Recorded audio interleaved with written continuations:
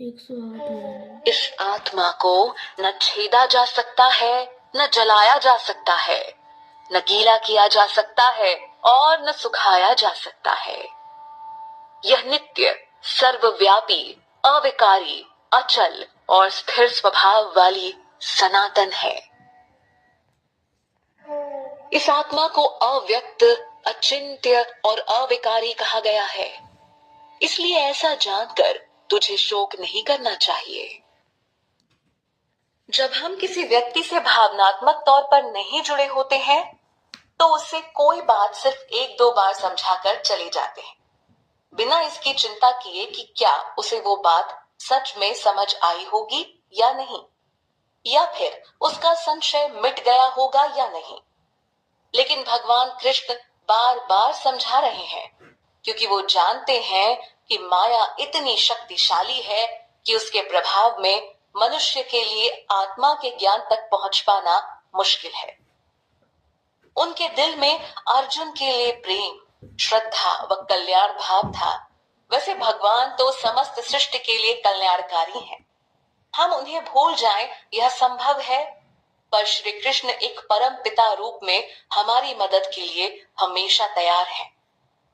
अगर हम अर्जुन के जैसे उनकी शरण लेते हैं, तो वो बार बार हमें समझाकर सही मार्ग पर ले आएंगे। महाभारत के युद्ध में उन्होंने एक सच्चे गुरु का किरदार निभाया।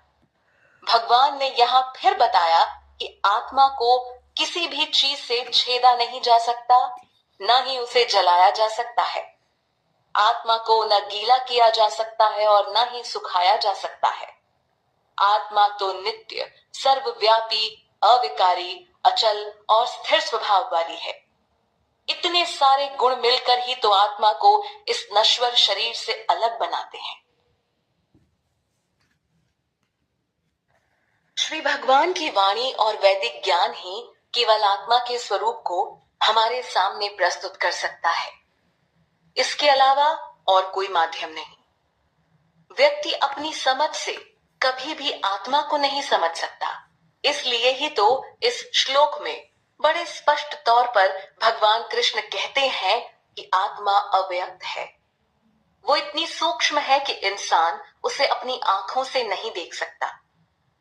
आत्मा अव्यक्त होने के साथ अचिंत्य भी है, यानी आत्मा के संदर्भ में कोई कल्पनाओं का सहारा भी नहीं ले सकता है।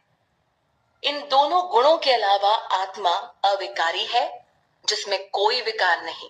मनुष्य जो विकारों से भरा है, उसकी कल्पना